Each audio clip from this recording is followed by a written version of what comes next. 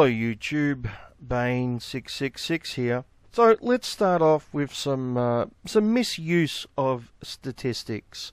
And the example I'm going to give you today is something I saw on Twitter. And it really is a very good example of how our opposition often uses statistics to create a narrative which is actually false. And they do this often by leaving out half the statistics or leaving out the proper context of the statistics. So we have this tweet here, and it reads, "To the MRA crowd who repeatedly bring up workplace injuries for men." I think he means workplace deaths, but anyway. 42% of women's deaths on the job are the result of murder. Only 12% for men. Now, if someone really doesn't know much about the percentages of workplace deaths, and they look at this, they would come to the conclusion that 3 to 4 times as many women are murdered on the job than men are murdered on the job. Now that sounds pretty damning, right? It sounds like it's a major issue. Maybe something should be done about that. Is this an example of the patriarchy and the way that women are oppressed and the way that, men see women as nothing but punching bags or some shit? Or is this all just a misrepresentation of the stats? So let's figure out what the actual numbers are. Now, I'm not going to look into his claim to see if it is actually 42% of women and 12% of men. I'm going to take him at his word. I want to give him the very, very best case scenario and then still prove him wrong. So if we look at these stats in their proper context, we find that the 42% of women murdered in the workplace is actually 42% of 7%, because only 7% of those who die in the workplace are female. So we don't take the 42% out of all deaths, we take it out of the female percentage. So 42% of 7% means that 2.9% of overall workplace deaths are females who have been murdered. Now let's do some quick math for the male percentages. So that would be 12% of 93%. And doing some quick math, we find that 11.1% of workplace deaths are males who have been murdered. That's 11.1% out of all workplace deaths. So the end results we get, once we look at these stats in their proper context, is that roughly 4 times as many men are murdered in the workplace than women, which is the exact opposite of what the original claim was. And this is something we always have to be careful of. Whenever we see statistics, we have to look at the stats in their proper context. We have to look at all the numbers. When we see something that says X% of women are whatever, we have to ask the question, well, what's the male equivalent to that? So you have to be very careful about stats, because they can easily be manipulated to mislead someone. So I guess while I'm talking about Twitter, I might as well get a couple of other things out of the way. I woke up this morning and saw this tweet. It says, "Where are the men's rights in this? I thought MRAs are supposed to care about men and children. Clearly not. Too busy attacking feminists and women while ignoring the vile actions of John Venables, who murdered James Bolger." And it's got a link to a BBC article, which was published at the time of recording 3 hours ago. And the article doesn't mention MRAs anywhere. So this person is expecting MRAs to have done something within an hour or two of an article being published. I mean, are we supposed to organise immediately as the story breaks and then go into action? I mean, personally, I was asleep. It was, early Saturday morning. But this isn't even an MRA issue. In case you're unfamiliar with the story, years ago, 2 young boys murdered another boy, and now one of the murderers, who's now an adult, has got into some new trouble. I don't see how that's a men's rights issue. And the story's getting tons of publicity. There are actual men's rights issues that don't get any publicity. That's what we should be focused on. So I'm not exactly sure what we're supposed to do here.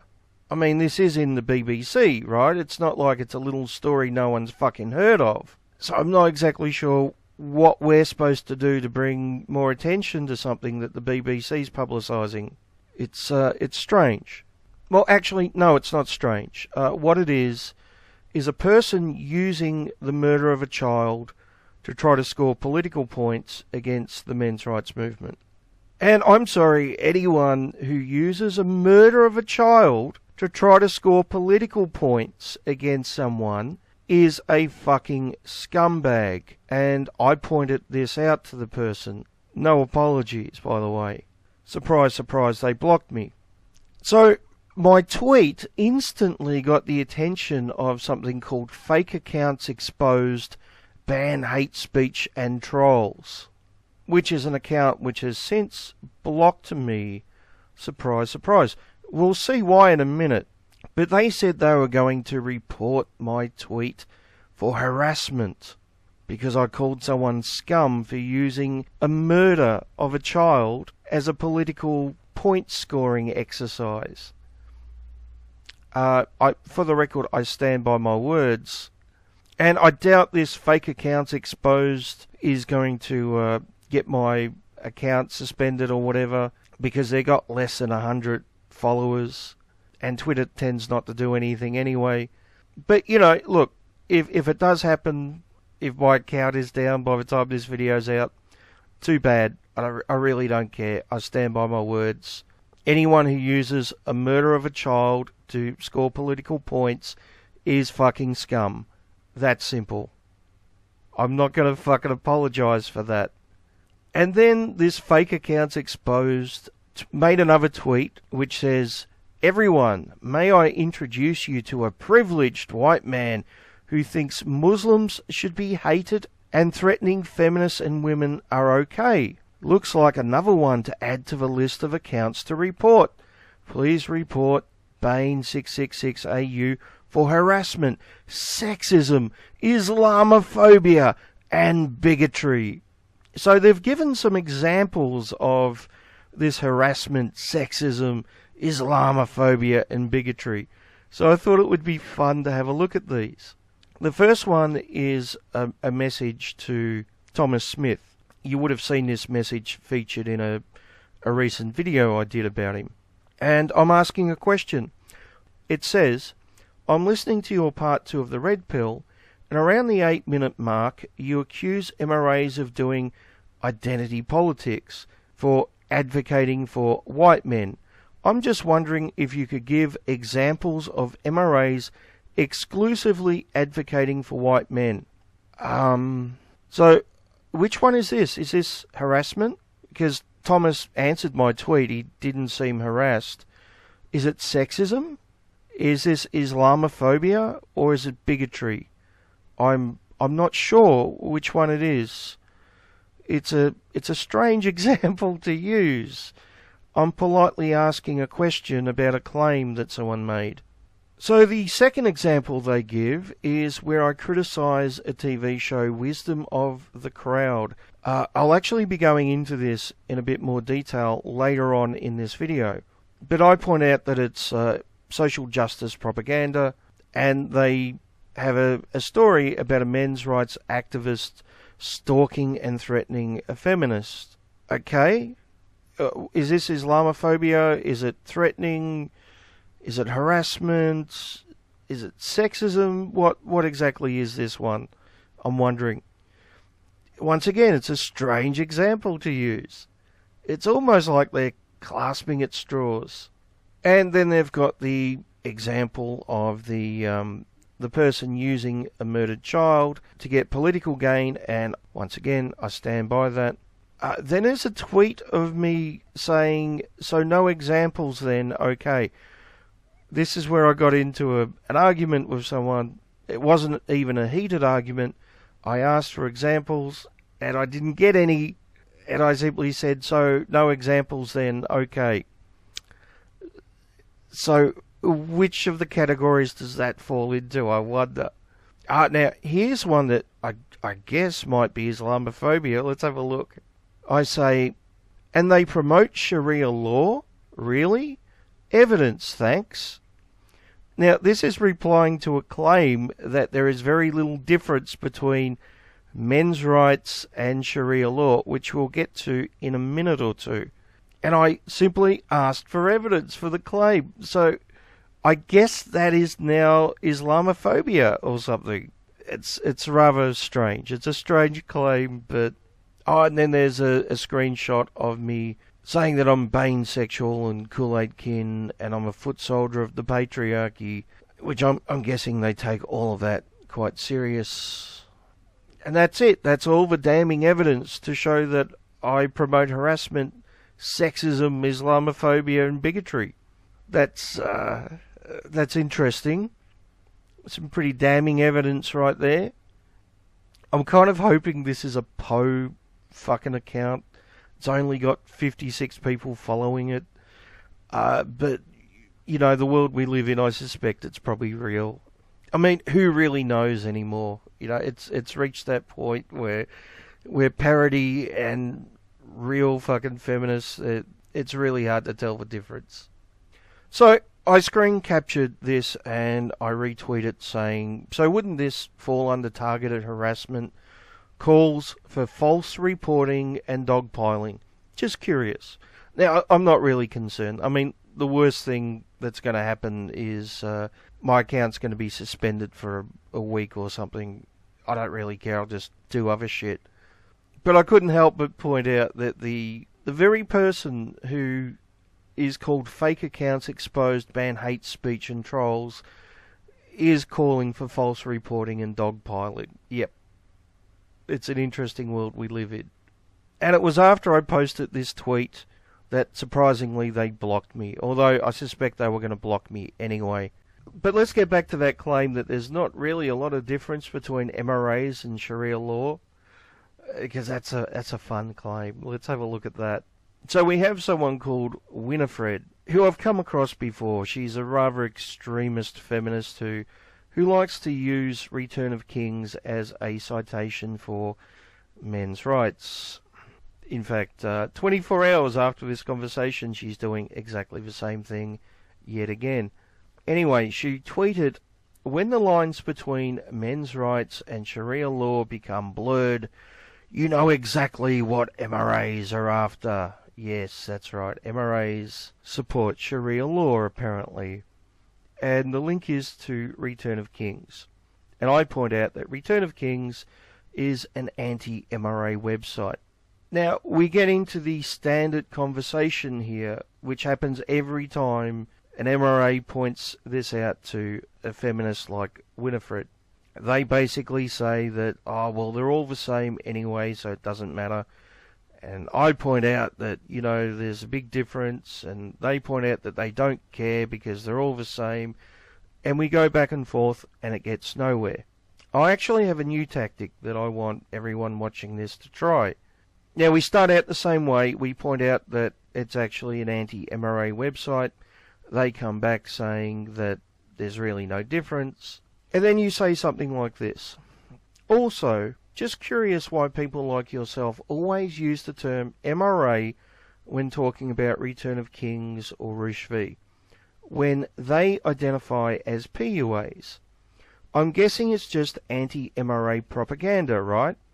Otherwise, why not call them by the label they identify as? I'd love an answer to this. And of course, I never got an answer. This is literally a checkmate move. Even if what they were saying is true, even if there was massive crossover between pickup artists and men's rights activists, which there isn't, but giving them the best case scenario, let's assume that it's true. Let's assume that there is a massive crossover. Then why is it that they always refer to pickup artists as MRAs, but they never ever refer to MRAs as pickup artists? You never hear Paul Elam referred to as a PUA, yet we constantly hear Roosh referred to as an MRA. If there's such a crossover, if it's all part of the same thing, then why do they insist upon only using the term MRA? Of course, they can't answer this, because the only answer is it's anti-MRA propaganda. And they know it. So simply ask them, why are they using the men's rights label when they identify as pickup artists? And why is it that they never refer to men's rights activists as pickup artists? And then point out that the only reason they're doing this is propaganda. Now, you won't get a response. Or if you do, it will be a personal attack or something like that. But you won't get an actual response which answers the question. It is essentially a checkmate move in one of these arguments. Now, since I'm talking about Twitter, this is old news. People on Twitter who follow me have probably already seen it, but I just want to mention it here. I meant to put it in an earlier episode, but basically ran out of time. But it's from the 30th of November 2017. Shanty Binks, you would remember Shanty Binks from this. Shut the fuck up for the 50th billionth time if you'd fucking listen. For example, yeah. The MRA group. Can you shut the fuck up for a second too? Why are you making the allegation? This is what MRAs are about. To borrow a phrase you just used, the proof is in the pudding. So you just want to sit there and talk over me? False rape accusations discredit rape victims, which reinforces rape culture, which is part of patriarchy. She tweeted, "Thanks to MRAs and anti-feminists, I've now been officially diagnosed with PTSD. So thanks, MRAs. It's the gift that keeps on giving." And I responded with, "As someone once said, cry me a river." Who was it again who said that? Now, of course, this is in reference to Shanty Binks responding to Danny Boy on the topic of male suicide by singing Cry Me a River. Yeah, that's fine. Oh, because apparently men have been oppressed for being men. Oh! We make up 80. That's mental health issue. That's not a mental health issue. That's not a men's rights issue. Have you checked out mental health CAMH? stigma. Have you checked out CAMH? There are about 4 programs for women and maybe 1 for men. So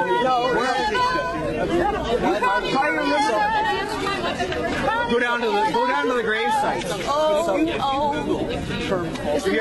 Have you heard of what's his name here? Does somebody have a cup? It's not a men's rights issue, though. This is a mental health stigma issue combined. Now, I can't help but point out that this is strange behaviour for someone who's claiming to have PTSD.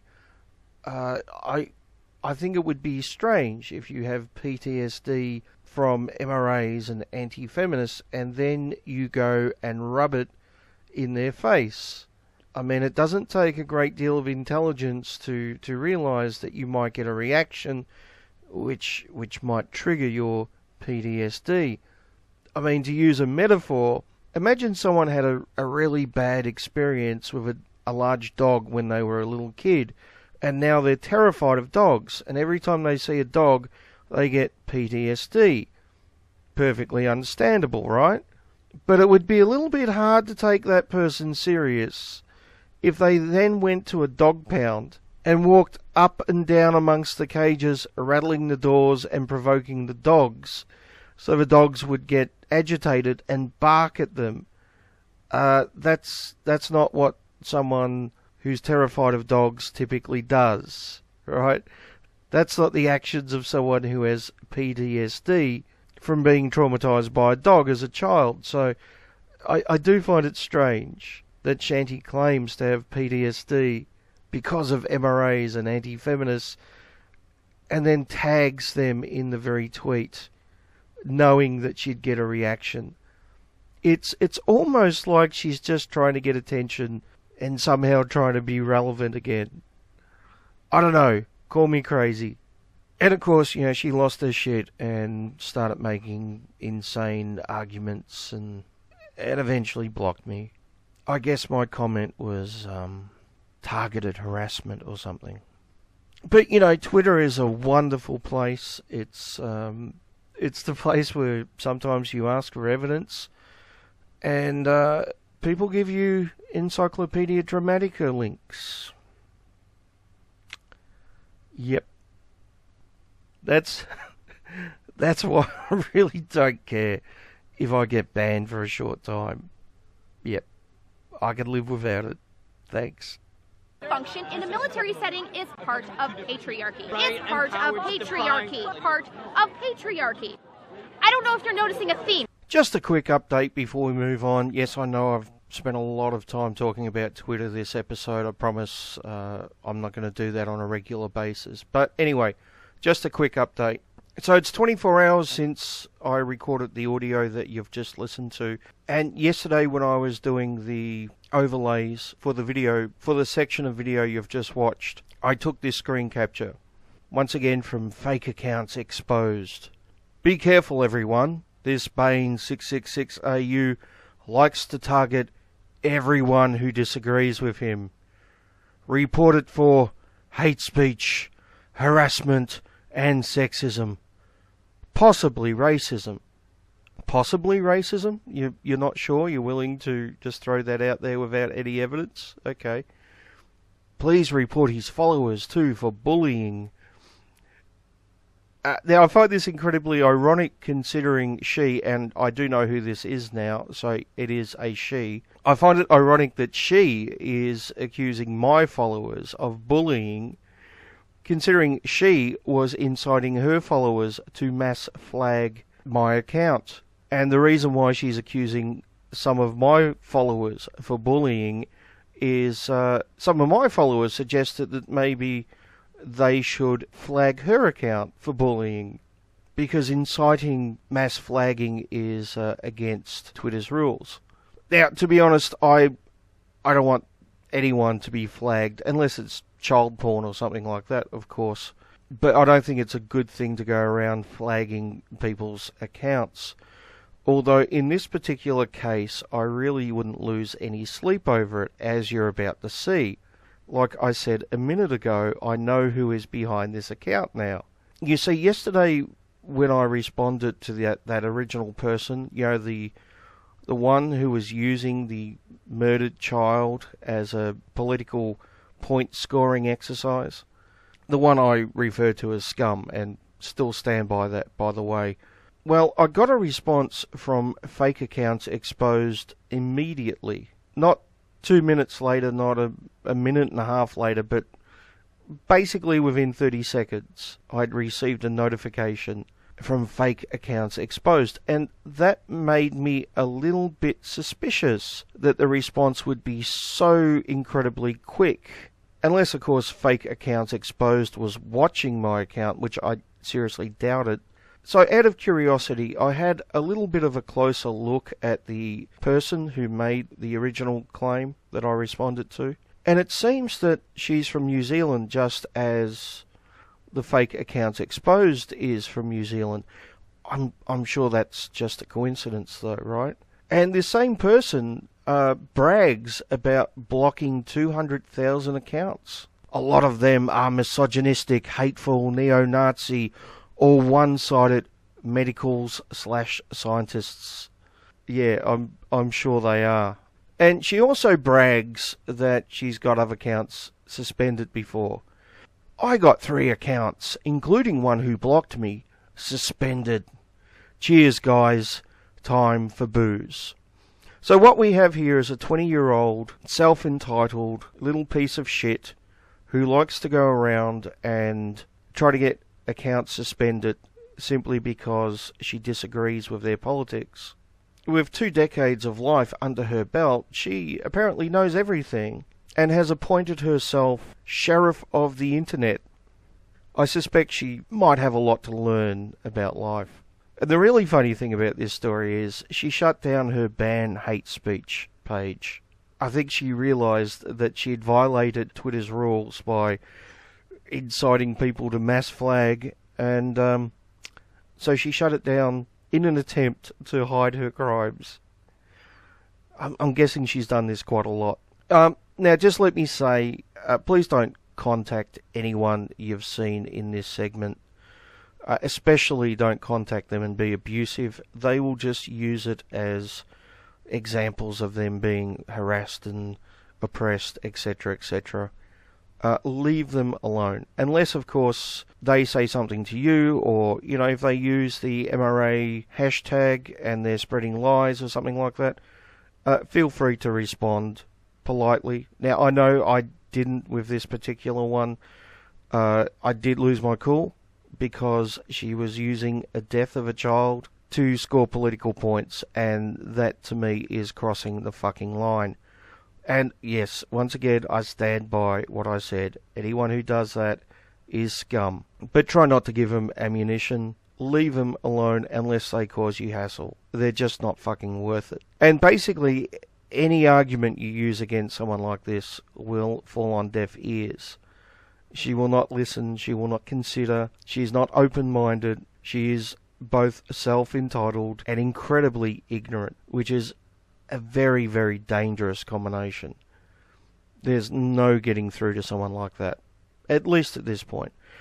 Maybe 10 or 20 years more life experience will change that, but probably not. Anyway, enough of Twitter, on to something more interesting.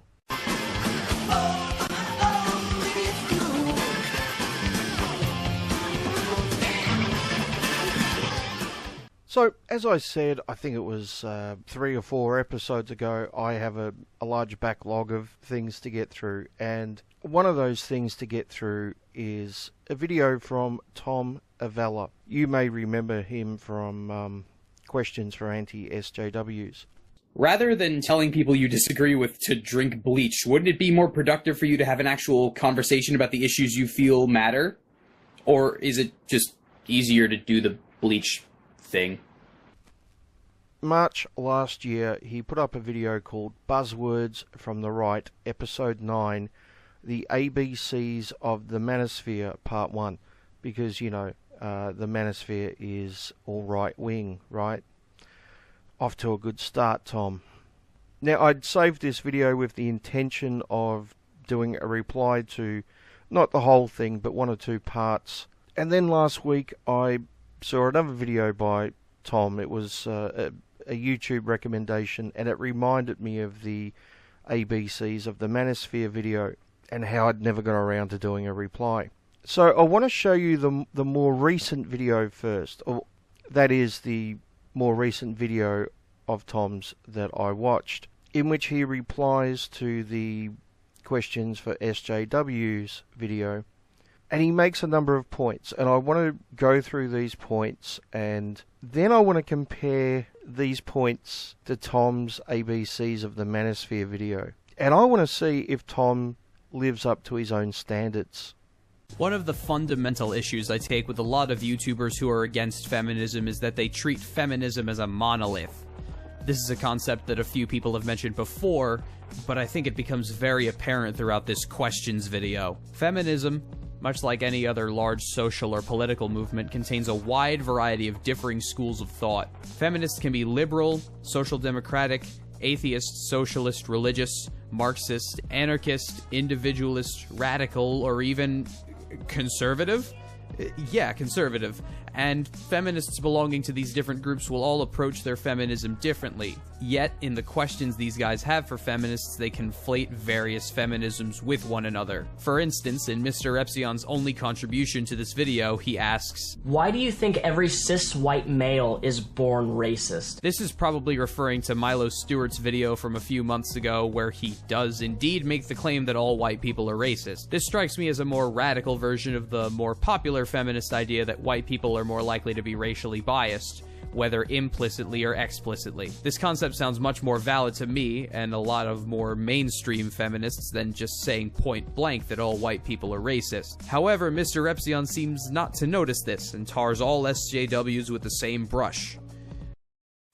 Enough of me digressing. Again, TJ's treated feminism as a monolith. These certain feminists act a certain way, so all feminists must act this way. Fallacy of composition. Treating feminism as a monolith is, like I said before, a fallacy of composition, which anti-SJWs rely on for their criticisms to be seen as valid. This allows them to point to slam poetry, people who are loud or look funny to them, no-name vloggers, or movies about busting ghosts, and extrapolate that all of feminism is bad because these things or these people are deemed bad. They'll point to anything other than feminist ideas themselves in their efforts to destroy feminism.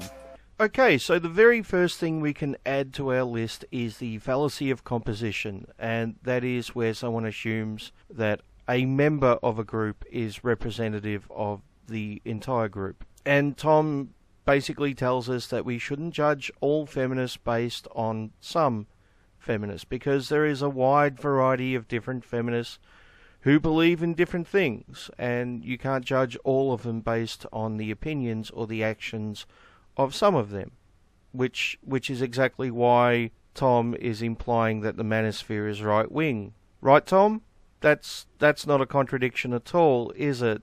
But we haven't even got to his Manosphere video yet. We've still got a little bit more to get through. So the first thing to add to the list is fallacy of composition. Well, to be fair, sometimes they do try and mount attacks on feminist theory, but... If feminism and egalitarianism are both for equal rights, then why does one start with a gendered prefix while the other one is entirely gender neutral? Chris has just now demonstrated another point I'd like to bring up about the anti-SJW approach to criticizing feminism at its roots.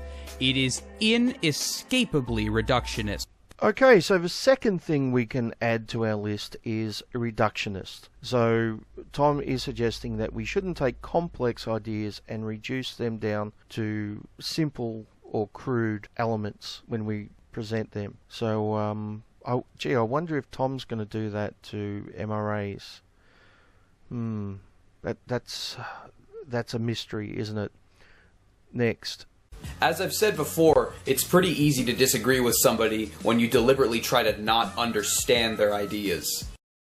Not only do they not understand their opposition, but sometimes they don't want to understand their opposition. Okay, so this one is really simple. Deliberately trying to not understand your opposition's ideas. Okay, next. It's my belief that anti-feminism hasn't had too much intellectual criticism levied against it, and that's something that it sorely needs. Okay, so that was the last point. Anti-feminism needs intellectual criticism lobbied against it. So the four things that we have in our list: the fallacy of composition, reductionist, not understanding your opposition or not wanting to understand your opposition's arguments, and the need for intellectual criticism. Now, keeping those four things in mind, let's have a look at Tom's Buzzwords of the alt-right Manosphere edition. This is one segment where he's talking about MRAs. I'm sure Tom will live up to his own standards.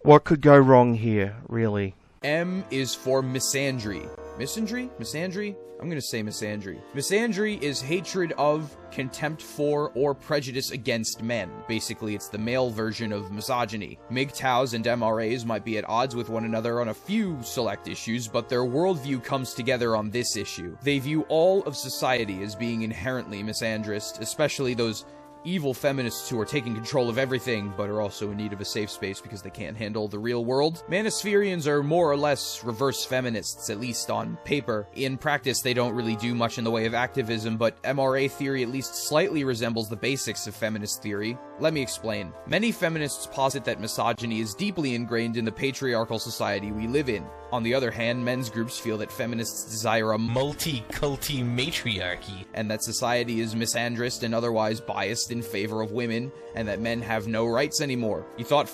Okay, so now that you have proper context, I'm going to show you the very last bit of that clip again. And I just want to see how many of Tom's own rules he breaks in less than 20 seconds. Many feminists posit that misogyny is deeply ingrained in the patriarchal society we live in. On the other hand, men's groups feel that feminists desire a multi-culty matriarchy. So we're only halfway through this clip, and Tom's not doing too well, is he? Now, clearly this isn't an intellectual argument against men's rights. It's not talking about men's issues or what we actually believe in any detail, and so it's we can put a cross next to intellectual arguments used against opponents, right? And you could also argue that it's reductionist, although technically it's not, because what Tom is arguing isn't actually MRA talking points. We don't believe we live in a matriarchy. So it's more of a straw man than being reductionist, but it is an attempt at being reductionist. So we can put a cross next to that one. Now, speaking of straw men, we can put a cross next to understanding your opposition, because if Tom's claiming that we believe we live in a matriarchy, he doesn't know jack shit about us. Do you, Tom? So we can put a nice cross next to that one. And that just leaves the fallacy of composition. Now, Tom gives us an example of MRAs believing that we live in a matriarchy. And guess who wrote that article? Davis Arini, who isn't an MRA. So once again, technically, this isn't the fallacy of composition, because he's not even using an MRA as an example. If he did do fallacy of composition, it would actually be an improvement. That's how bad it is, Tom. You couldn't even pick an MRA to strawman us with, could you? Unbelievable. Fucking unbelievable, Tom. Less than 20 seconds and already you have broken all your own rules. And we're not even through the clip yet. Let's continue. And that society is misandrist and otherwise biased in favor of women, and that men have no rights anymore. You thought men have no rights anymore. Yeah, that wouldn't be reductionist, would it, Tom? Or maybe that's just not understanding your opposition's arguments, right? But let's have a look at what he said, right? He said that MRA theory resembles feminist theory in some ways. So let's break down what he means by that. Now, feminists believe that women have issues and that either men don't have issues or men's issues are far less important than women's issues. They believe we live in a patriarchy and that women are oppressed. Now, feminists like Tom seem to think that MRAs believe the exact opposite of this. So let's have a look at the straw man that Tom has constructed here. So he thinks that MRAs think that men have issues, but women don't. That we live in a matriarchy, and I'd love for you to find the MRAs who are claiming this, Tom, and show it to us. And that MRAs claim that they're oppressed, which of course we don't. So let's actually have a look at what MRAs actually believe, right? Yes, we acknowledge that women have issues, but we say, hey, men have issues too, and generally those issues aren't talked about.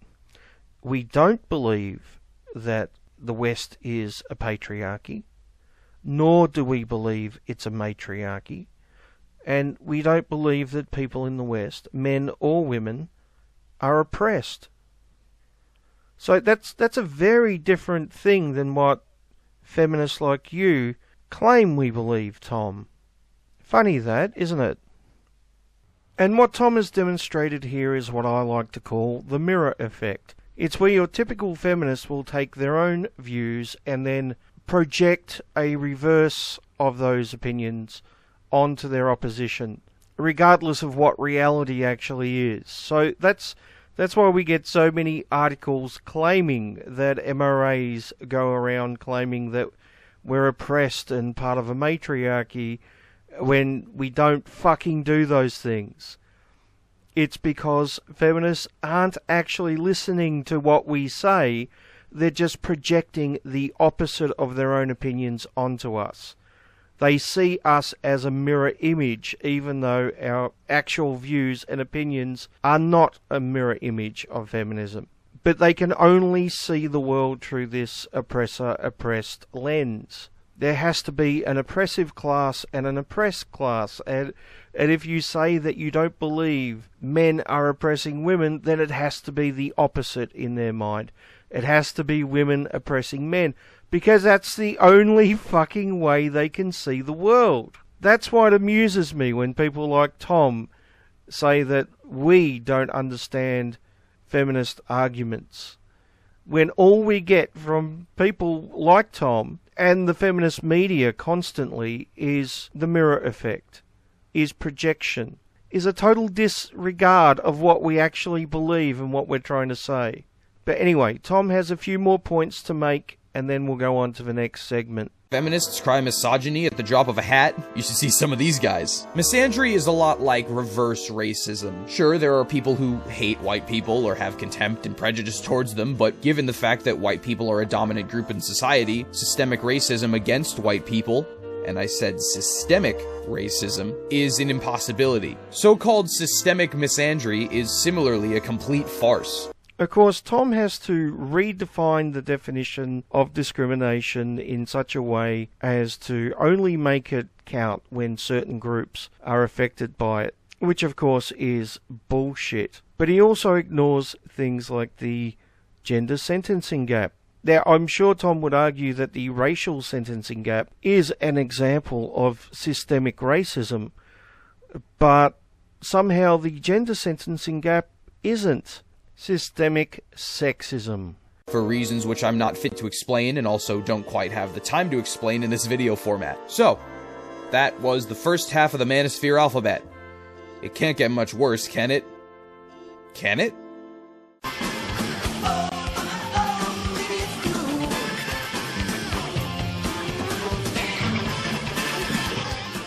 So, about 3 or 4 weeks ago, I went to see the new Star Wars movie. And while I was sitting in my seat waiting for the movie to start, I saw a preview for the Black Panther.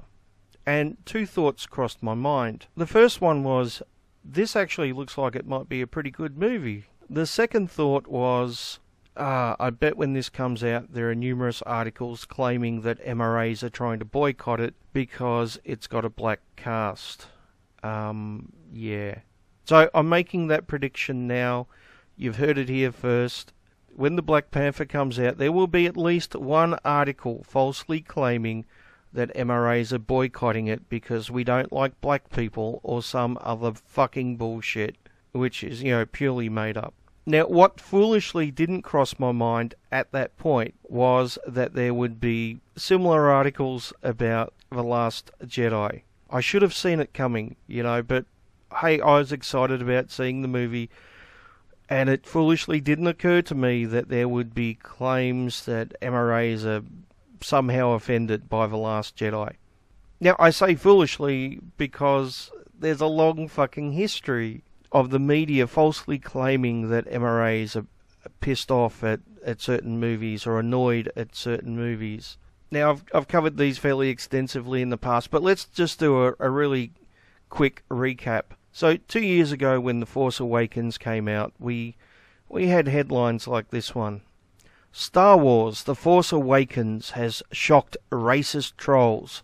Should it? White supremacists and men's rights activists were calling for a boycott of the film.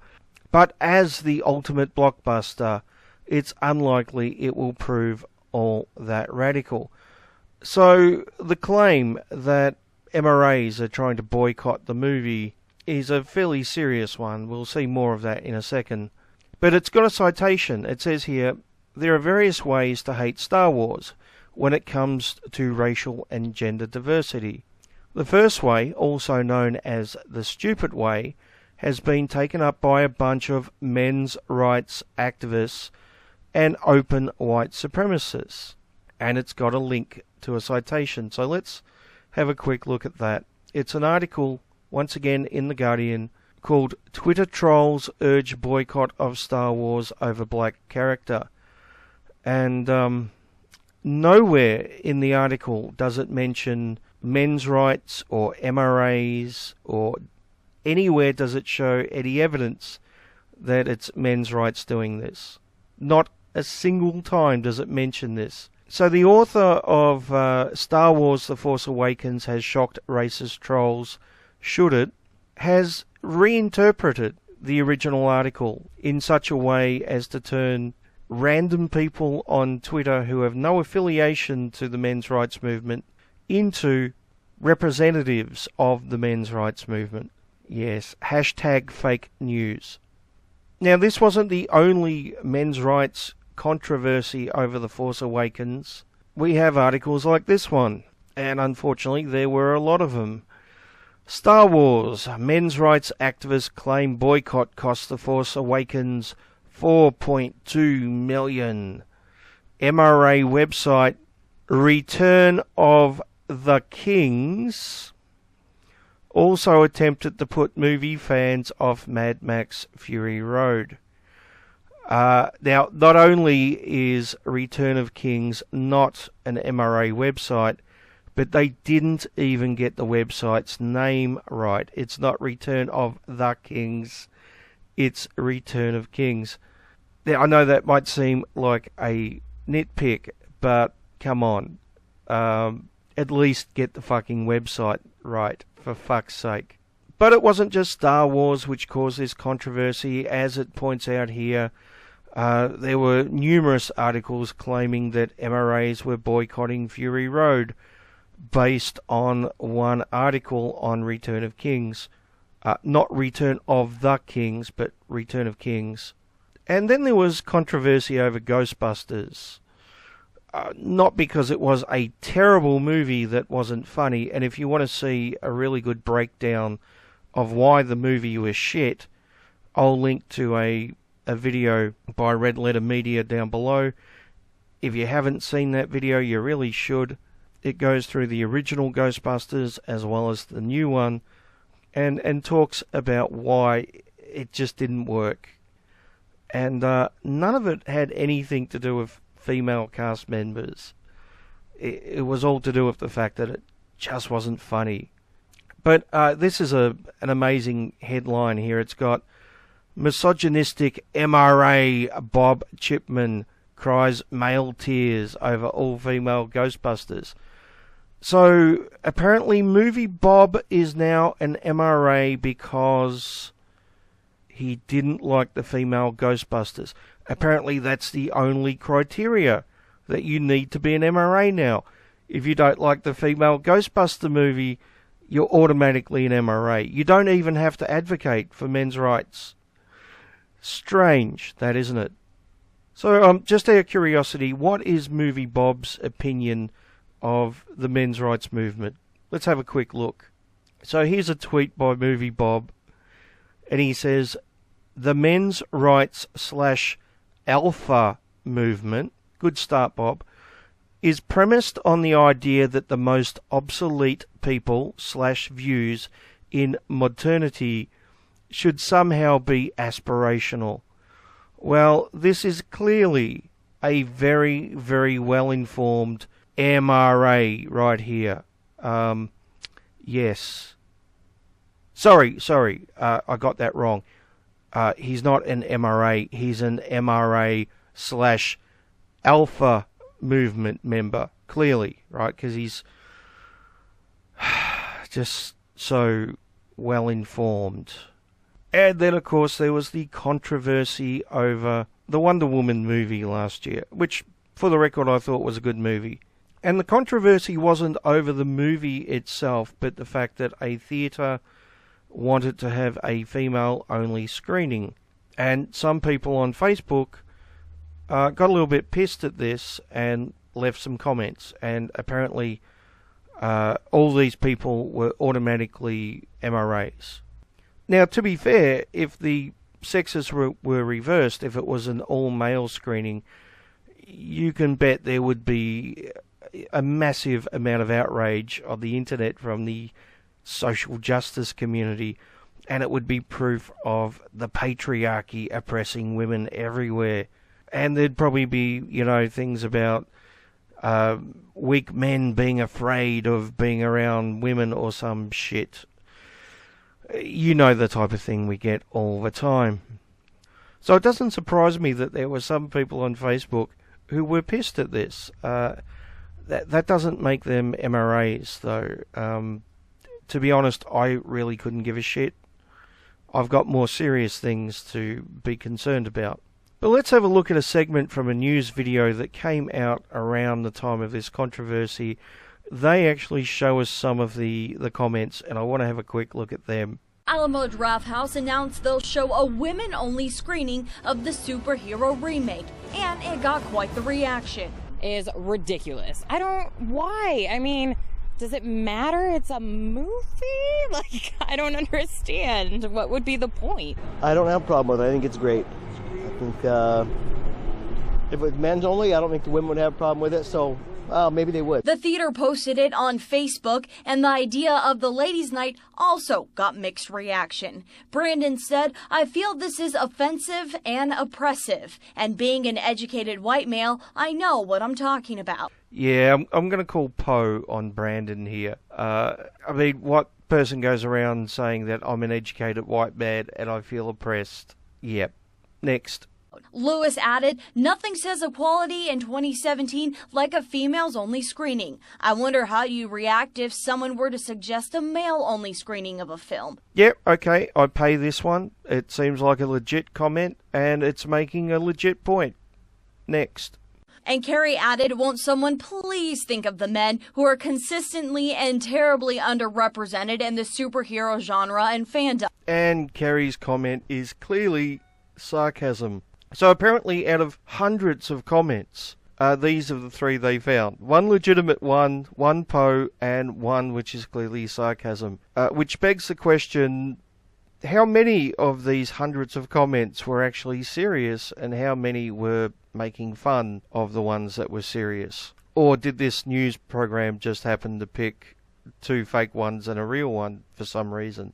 But anyway, as I shouldn't need to point out, actual MRAs are concerned about more serious things than an all-female screening of Wonder Woman. It's a shame the news media doesn't give those issues as much attention as it does controversies over all-female screenings or Mad Max movies. But speaking of controversies, let's go back and have a look at the Washington Post and their article titled, "Is a men's rights activist sabotaging the Last Jedi's review scores? Or do people just hate it?" Well, I think the answer is there are a lot of people out there who just hate it.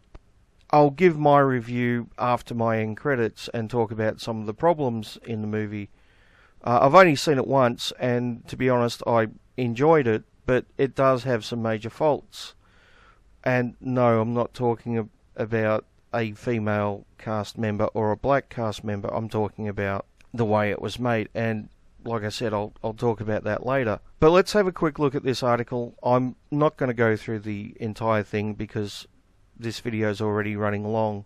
But the TLDR version of this article is a guy on Facebook, yet again, who has 300 followers, is claiming that he sent an army of bots to Rotten Tomatoes to pull down the score of The Last Jedi. Now, I call bullshit on this. Although I admit it's possible, I guess. I think if it was an easy thing to do, movie studios would have already done it for some of their fucking stinkers that have come out and got incredibly low scores. I imagine they would be doing it all the time if it was a simple task. But who knows, maybe this guy is some hacker genius or something. But the more likely scenario is he's just trying to get some free publicity on the back of the fact that people tend to be very divided over this movie. So, you may be asking, what evidence is there that this guy is an MRA? Well, there isn't any evidence whatsoever that he's an MRA. I know, you're as shocked as I am. He doesn't claim to be an MRA on Facebook. He doesn't say that he's advocating for men's rights in the article. He doesn't even mention men's rights or any men's issues, which is strange, considering he's meant to be an MRA. You would think that he would be talking about men's issues.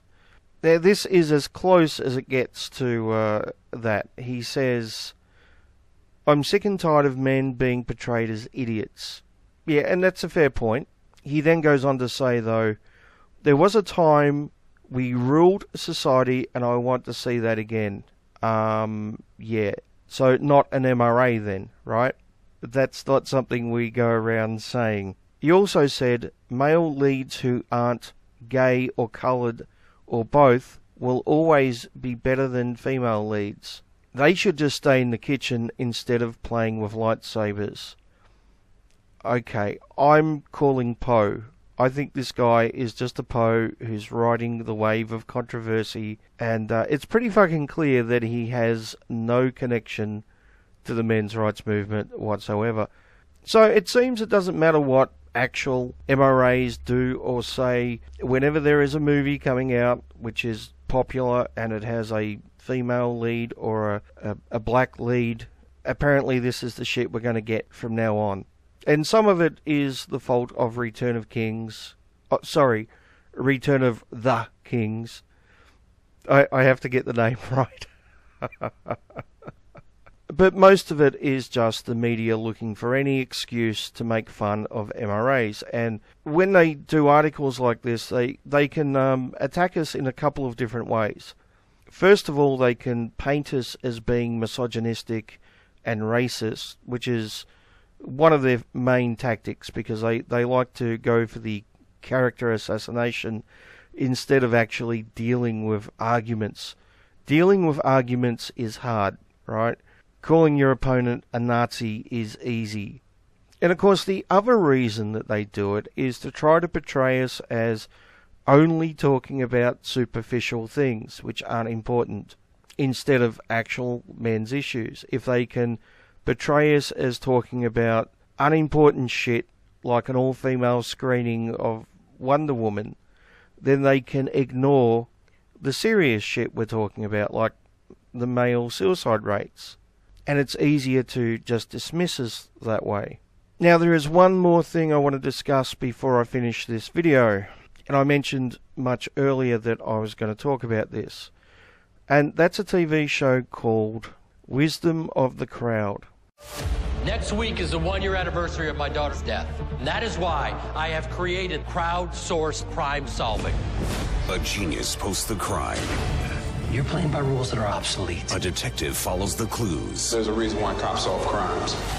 Get ahead of the curve, detective. Together, they're solving crime in a whole new way. The crowd gave us a clue. Jeremy Piven, Richard T. Jones. Do you really think all this is going to work? I know it'll work. Wisdom of the Crowd premieres Sunday, October 1st. So most of you have probably never watched Wisdom of the Crowd and maybe not even heard of it. Be thankful. It's your typical murder of the week with a gimmick show. Now, what that is a TV show that starts off with a murder, and by the end of the episode, our heroes have solved the mystery and locked the bad man behind bars. Usually it's a bad man. But because these shows have been done literally hundreds of times, now every time a new one starts, it has a gimmick. It has some kind of twist to it. It might be a modern-day Sherlock Holmes who has a heroin addiction. Or it might be somebody who reads body language. Or maybe dead people are sending messages to our hero to help this person solve crimes. I think there's probably been a couple of shows like that. I can't remember. I try to stay away from them, to be honest. But you get the idea. It's the same shit that's been on television since, I guess, the start of television. The murder mystery. But now every time a new show starts, it has some kind of gimmick to try to make it different. And the gimmick in this show is a guy starts a tech company. Think of a Facebook or a Twitter type social media platform, and he makes his millions, and then his daughter gets murdered, and he gives it all up to try to solve her murder. That's the overarching story of the series. And he puts all his money into a new platform which is designed to help solve murder mysteries by putting evidence up on the internet and then letting people look at it and comment and vote. What could go wrong with that, really? Now, all this makes a pretty average TV show. It's not incredibly bad because of that premise. It's not particularly good either, but, I've seen worse TV shows. That is, TV shows with worse premises. What makes this show really a big stinking pile of shit is the social justice message in it. Now, I know a lot of people will say, but Bane, isn't there a lot of TV these days with a social justice message? Yes, but very few of them ram social justice down your throat like this show does. This was a constant stream of social justice. It's like they took someone from Tumblr and they merged this person with Steve Shives and then gave them a job writing episodes for a shitty TV show. They were constantly mentioning things like the Google memo and how tech is a bro culture and women just aren't listened to or taken serious in business, especially in tech, and Nazi frog memes all over the internet, and the alt-right is everywhere, and Nazi, Nazi, Nazi, and oh boy, I'm so oppressed because of the colour of my skin. That was basically one of the characters' entire character. You get the idea. There wasn't anything subtle about this show. It was ramming it down your throat in every fucking possible way. And then we get to episode 11, which featured an MRA. Yes, an MRA who surprisingly didn't advocate for the rights of men. How strange. The episode starts out with a young feminist who's on a date, but not really a date, with one of the characters. And she comes home to find her house has been trashed. We then learn that she runs a feminist website called Bro Means No. And no, I'm not joking about that name. It's actually called Bro Means No. And basically what she does there is she posts pictures of men's penises. Men who have sent unsolicited dick pics to women. She then shames them by posting their dick pics on this website, which sounds a lot like revenge porn to me. I know it might not exactly fall into that definition, but it definitely comes fucking close. Keep in mind, she's the hero of this story, not the villain. Now, if a whole lot of my female viewers were to send me unsolicited tit pics, and I was to then turn around and post them publicly, I'm sure I would be considered a bad guy. Of course, that would be, a very bad thing to do, even if they're unsolicited. And, by the way, please don't send me tit pics. Please don't send them to me like 3 or 4 times a day, or 5 times a day. Just don't do it, okay? But I'm pretty sure if I posted something like that, it would be considered a form of revenge porn, or at very least violating someone's privacy, which it is. But apparently it's okay when it's done to guys on this fictional show. So as it turns out, like I said, the bad guy turns out to be an MRA. Let me read you a little bit from the script. Josh says, the crowd's already submitting anything they can find on Dr. Chad's online presence. Yes, the bad guy's called Dr. Chad. Yeah, clearly an MRA with a name like that. He spends most of his time on men's rights forums. This doesn't sound like propaganda at all. Tariq says, the old He-Man Women's Haters Club. Only cucks let feminazis dictate to them. Real men are the victims of feminist culture. Just look at suicide rates and homelessness rates. It's time to take our power back. Yeah. And then Sarah says, so, he's some kind of misogynistic zealot. Now, clearly this is a caricature of an MRA, but talking about suicide rates or homelessness rates is some kind of misogynistic zealot? Really? Now, I wasn't planning on talking about this TV show because it's really not worth it, but there has been an interesting update, and I really couldn't resist talking about it after the interesting update. It's been axed. Now, there's 2 reasons why it's been axed. The first one is the ratings were fucking terrible. Just horrendous ratings, apparently. I'm shocked at that. I really am shocked that a show like this got bad ratings. What is happening to the world, seriously? But the main reason it's been axed is the lead star Jeremy Piven has been accused of sexually assaulting 4 women. I think it's 4 women now he's been accused of sexually assaulting. And they decided to axe the show after that. Now, I have no idea if he has sexually assaulted anyone. Maybe he has. Maybe they're false allegations. Who knows? I think the only people who know are Jeremy Piven and the women making the accusations. Although apparently he did take a lie detector test and it came back negative. According to that, he didn't assault anyone. But, you know, I don't hold a lot of faith in lie detector tests, to be honest. So who knows? But I do find it incredibly ironic that this social justice show, which was taking shots at anyone and everyone who even slightly disagreed with them, has been taken down due to allegations of sexual assault. It kind of makes you think that maybe they were focused on the wrong target.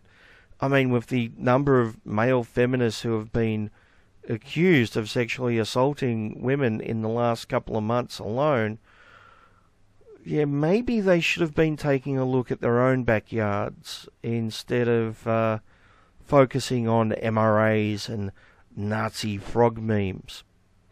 Just a thought. Just a question to the video creators out there. Do you ever have one of those videos that you get the feeling is never going to get done? I've already gone over an hour, and now I have an update to do, and it's kind of appropriate that I put it in here as opposed to leave it to another video, because it's about something I was just talking about. So this video was basically completed. I recorded the audio for the bit you're about to see after my end credits. I just have to edit that and animate that. And then I was going to render, and then I read this article and really had to comment. MRAs make 46-minute cut of The Last Jedi that edits out all the women. Now, you'll note that it says MRAs plural. That's the first thing to note. I'm not going to go through the whole article, but the too long didn't read version is that a single anonymous person edited and uploaded a fan edit of The Last Jedi, which edited out most of the women. So because this anonymous individual who doesn't claim to be an MRA in any way, shape or form did this, apparently all MRAs are now responsible for it. Yeah, what can you say about that?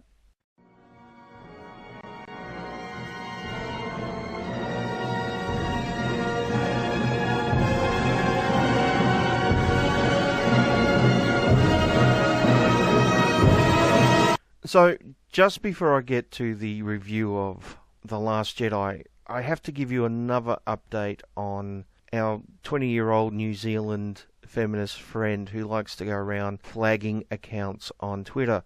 You see, I found that she's got numerous accounts. I'm not exactly sure how many. Here's one called Ban Hate Accounts, Trolls and Fake Accounts at Stop Hate Speech 9. Not to be confused with Fake Accounts Exposed, Ban Hate Speech and Trolls at Ban Hate Speech 2. And she even admits to having numerous alt accounts. Some white male thug reported one of my alts. Time to get down and dirty on Twitter support and report and suspend more white male supremacist accounts. Now, a lot of the accounts she targets are Nazi and white supremacist accounts, which I have no fucking love for. But that's not going to stop me from calling out her tactics. This is basically someone who has numerous accounts, who knows how many, who goes around flagging anyone that she doesn't like. I'm assuming she flags these accounts that she doesn't like with all her alt accounts. And she even has this to say about mgtow. Remember, anyone in support of mgtow or has the username mgtow with the intent to support it should be reported to Twitter, as it falls under the category of targeted hate speech.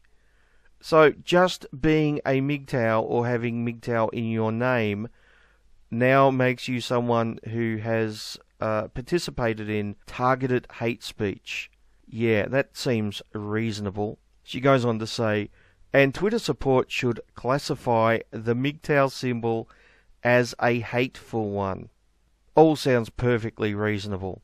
She does have more to say about mgtow though. She says, it's time the government in New Zealand did something about racist and other hateful groups like Pegida and mgtow.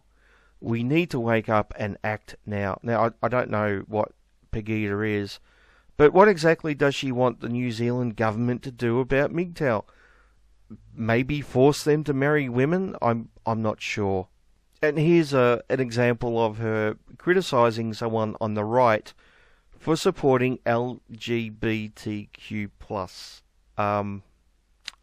Apparently it's wrong when they hate gay people, but it's also wrong when they support gay people,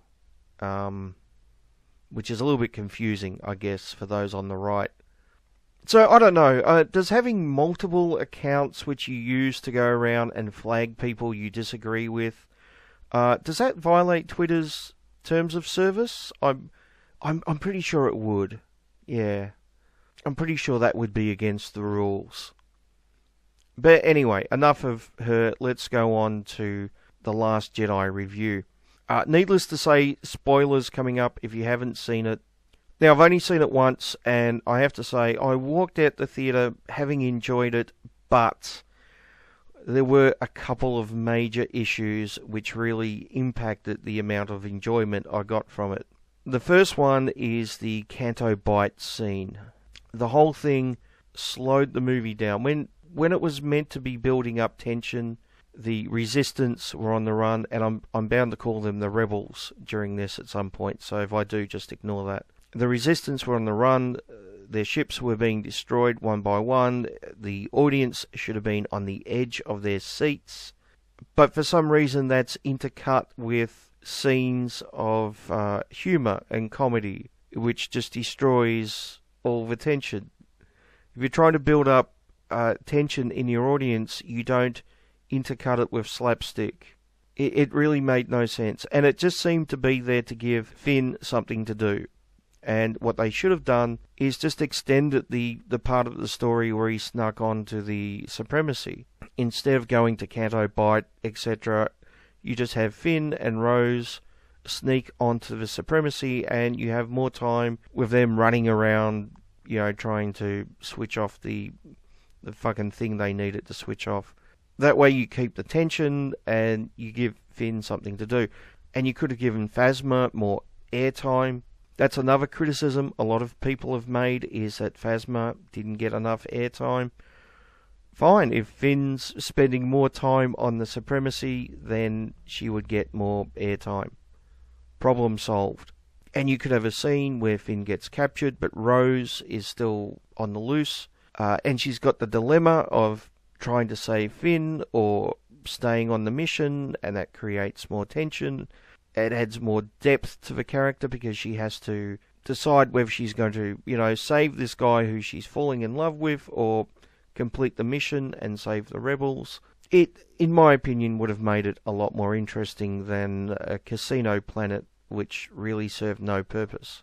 I can't remember who it was, but I remember hearing someone do a review and say, I can't wait to see the fan edit of this movie. And yeah, I have to say, a fan edit cutting out all the Canto Bight stuff would be pretty good. The other major criticism I had was its use of humour. Now, I heard Steve Shives defend this in his review, saying, well, Star Wars has always had humour in it, which is true, but the humour's been used in a particular way. If we look at a couple of scenes from A New Hope, for example, we have Luke and Han dressed as stormtroopers taking Chewbacca to the detention center. Things go wrong and there's a massive shootout, right? So you have an action scene which creates excitement and tension in the audience. And then we have a very short, humorous bit with Han talking to the guy in the communicator. The guy's saying, you know, what's going on down there? We heard laser fire. And Han's trying to make excuses, right? So it's slightly humorous. It doesn't go on too long. And it just breaks the scene from the tension of the shootout. And it enables us to go into the next scene, which is Luke going and meeting Leia for the first time. We then go into another action scene where there's another shootout at the detention block. They then go into the trash compactor. So we have more excitement, more tension, more action, at the end of which we have a very, very short, humorous bit with C-3PO, who believes that their laughter is cries of agony because they've been killed. Only lasts a couple of seconds, and then we move on. And then once they escape the Death Star, they're followed by TIE fighters. There's a shootout in space, full of action and excitement. And after the last TIE fighters are destroyed, we see a short clip of C-3PO who's fallen over and is tangled up in wiring. Now, the way humour is used in these scenes is you have action and excitement and tension, then you have 2 seconds of humour, and then we move on to something which isn't action or excitement. The humour is used to break the scene, right? To pull the audience out of that tension and excitement so they can go into the next scene, whatever it is. What they don't do is put long, humorous scenes in the middle of action scenes where the tension should be building for the audience. And that's exactly what The Last Jedi did. Right at the start, the Resistance is trying to flee the planet. They're trying to get away before the First Order turns up and kills them all. So this is building up tension in the audience. We should be concerned about the Resistance. How are they going to get away? Are they going to get away in time? Are any of them going to be killed? And if so, how many of them? What's going to be the cost? That should be all things going through our heads. And then the First Order turns up with some rather large ships, which are capable of doing some serious damage. Once again, this should be bringing up the tension. It should be building the tension in the audience. And at that very point, they decide to put in a joke. And, you know, they might have been able to get away with it if it was just a 2-second smart-ass comment. And we saw this in The Force Awakens, when Poe Dameron is put before Kylo Ren, and he jokingly says, "Who goes first? Do you go first? Or I go first?" 2-second smart-ass comment, and it added to Poe's character, right? Because we knew that this guy was willing to laugh in the face of the villain because he's that cocky, he's that confident. So if Poe had said a 2-second joke at that point, it probably would have been okay. But instead, we got this extended slapstick kind of humour where he was pretending to make a phone call or something, and Hux didn't know what he was talking about, and it went back and forth. It felt like it went for 10 minutes. It obviously didn't, but it fucking felt like that. And it really served no purpose and destroyed any excitement or tension which should have been building at that point. And the other thing it did is it made Hux look like a complete idiot. His second in command had to explain to him that he was being made a fool of. He was actually being pranked. The main villain in that scene was so moronic that he didn't know he was being taken advantage of. Now, if you're trying to build tension in the audience, you don't make your villains out to be complete fucking idiots. You want them to be full of menace, right? The victory of the good guys is comparable to the menace and threat of the bad guys. If your bad guys have no threat, then the victory is meaningless. You know, it's like seeing the two greatest tennis players in the world play each other. That's exciting. Seeing the greatest tennis player in the world play against a 5-year-old who has never played tennis before is fucking boring. So when you turn Hux into a laughingstock, you rob him of any menace, of any threat. I mean, don't get me wrong, Dr. Evil works fine in Austin Powers movies, which are comedies, right? Because it's a parody of that villain. But Dr. Evil wouldn't work as a villain in a Bond movie. If you're laughing at the villain, you're not feeling a sense of dread and threat. So, first of all, the joke from Poe was inappropriate. It was in the inappropriate spot. It went on way too long, and it turned the villain into a laughing stock. Right in the middle of the opening action scene, where they should have been building tension and excitement in the audience. They just stopped for slapstick for some reason. And it just amazed me. I'm sitting there thinking, what the fuck's going on here? Why the fuck are they doing this? And I shouldn't be thinking that in the first 10 minutes of a movie. So, yeah, there were some major issues in The Last Jedi. As I just explained, none of that had anything to do with Finn being black. I don't care what colour Finn is, as long as the character's interesting and the story's interesting. And none of it had anything to do with Rey being female. In fact, I thought she was a lot better in this, to be honest. Now, these aren't the only criticisms of the movie, but in my opinion, they're the main ones. If you got rid of some of the humour, which was put in inappropriate spots, and the entire Canto Bight thing, it would be a far better movie. Anyway, that's just my opinion.